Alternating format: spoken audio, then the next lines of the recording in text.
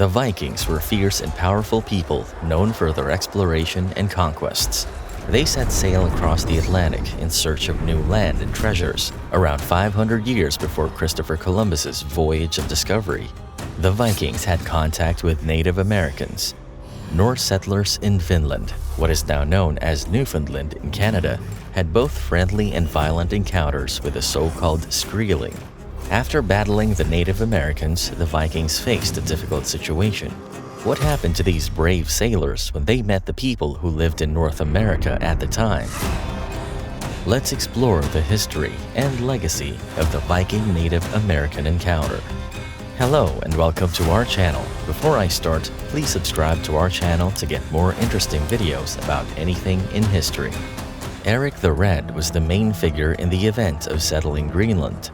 This movement to settle Greenland was started in about 980, but it wasn't exactly a conscious decision. After killing an anonymous person, Eric was labeled a crazy man and exiled from Iceland for 3 years. Then he started looking for a suitable new location and came across a cold land. Then this explorer named the cold, uninviting place he found Greenland in hopes of getting people to move there. His intention was achieved. About 1,000 Vikings made Greenland their permanent home. After that, a merchant sailor who was supposed to sail from Iceland to Greenland but got blown off course by a storm told Eric tales of mysterious kingdoms to the west. Leif Erikson, Eric's son, was enthralled with it. Leif then set off with a crew of 35 in the year 1000 AD to see if this mystical land even existed. It seems that this land existed. Leif and his soldiers apparently camped out in Newfoundland. We learn about Native American alcoholic beverages from this expedition. We heard that Leif's foster father, Tyker, had gotten quite drunk on wineberries. Tyker may have gotten drunk from eating fermented cranberries, gooseberries, or squash berries, all of which are native to the area and are known to make alcoholic drinks. However, Leif and his men did not remain for very long. When the time came, they departed and returned to Greenland. During his brief stay in the New World, Leif apparently did not come into contact with any locals. Native Americans were likely known to the Viking Greenlanders. There is evidence that they traded with the Thule, the Inuits' forefathers. Archaeological sites in Thule have found iron, bronze, and ivory carvings made by Norse people. It's thought that the Viking name for the Native Americans, Skreelings, possibly comes from the Old Norse word skra, which means dried skin, most likely a reference to the animal pelts worn by the Inuit forefathers. But a few years later, Leif's brother Torvald set out on a second journey to the west. Torvald and his troops made camp at Leif's old site for the winter. There, they found a group of 9 indigenous people sleeping beneath skin-covered canoes in the spring. What do you think? What happened then? They were ambushed by Vikings. Only one of the locals survived. The lone survivor quickly fled to alert the others and call for help. When fighting broke out, Torvald was killed by an arrow. Even though their relationships with the locals were getting worse, the Vikings stayed for another winter before going back to Greenland. Another Norseman wouldn't arrive in the New World for a few more years. It was Thorfinn Karlsefni this time. Thorfinn was a prosperous businessman from a prestigious family. He led a much larger voyage than the Eriksson brothers did, consisting of 3 ships, 160 to 250 people, including women and children, and a variety of animals. Thorfinn's group traveled further south than Leif and Torvald's combined. They finally decided to make Stromfjord home. At that location, they met even more Skreelings. The situation was calm at first. The Native Americans exchanged furs for red fabric and a miraculous liquid known as milk, made from the cattle the Vikings had brought ashore. However, the situation quickly changed. There was always tension between the Viking colonists and the native people, and sometimes there was even violence.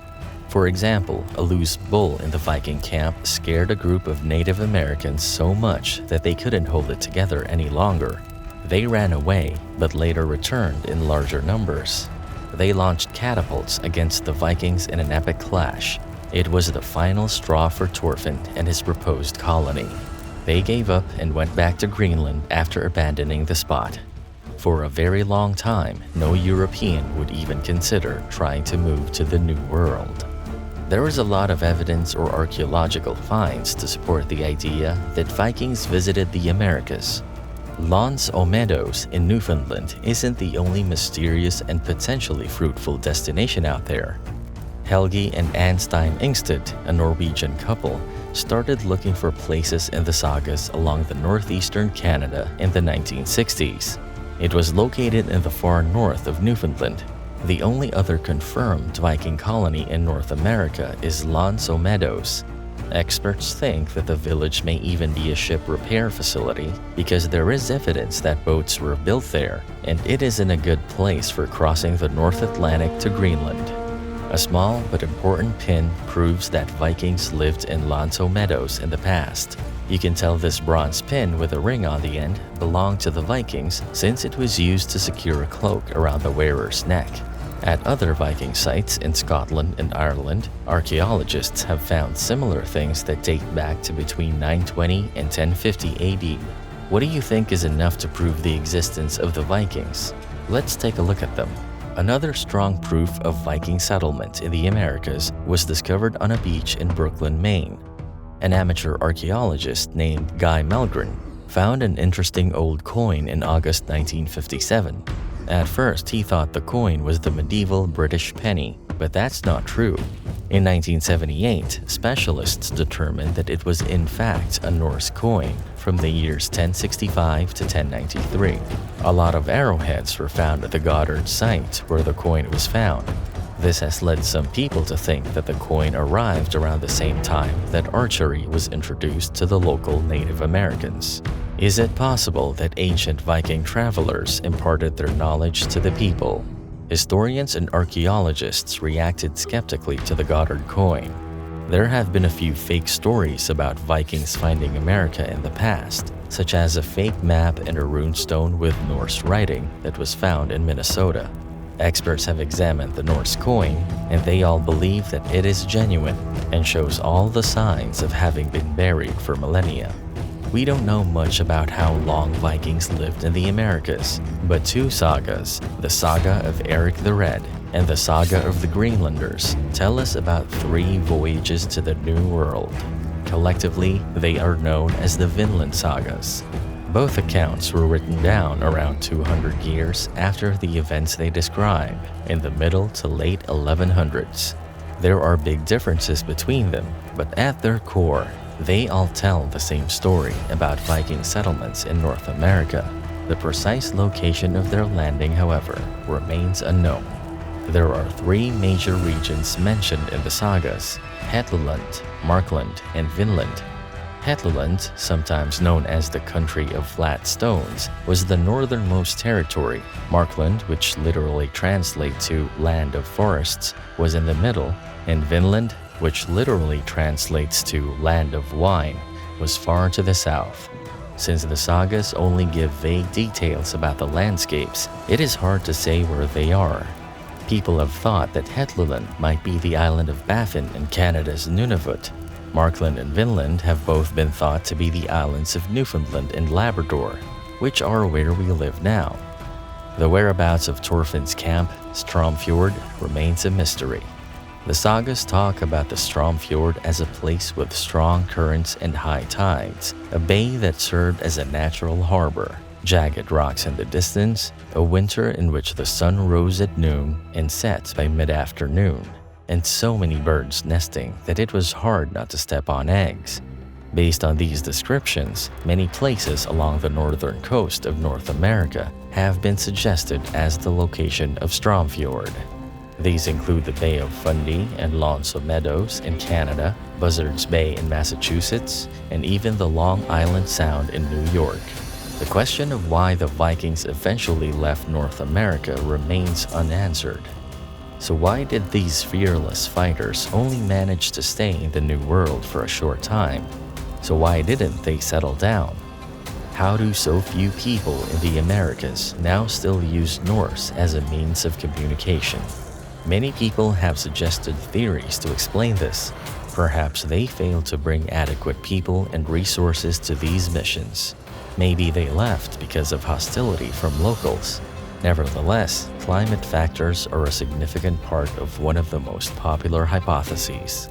Leif and Torvald Eriksson, along with Thorfinn Karlsefni, made journeys to the New World in the 11th century, when the temperature was higher.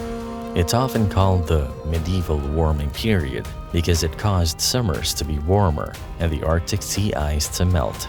However, later on, the temperature dropped. Starting in the 12th century, a period of cooling and ice buildup called the Little Ice Age made it impossible to use many sea routes. Because of this, the Vikings also had a tough time in Greenland and Iceland. The signs lead to famine and disease.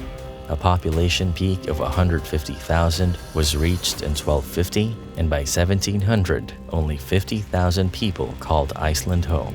Shortly after arriving in North America, the Vikings quickly left. What little we know about it comes from sagas that may be based on actual events, elaborate myths, or a mix of the two.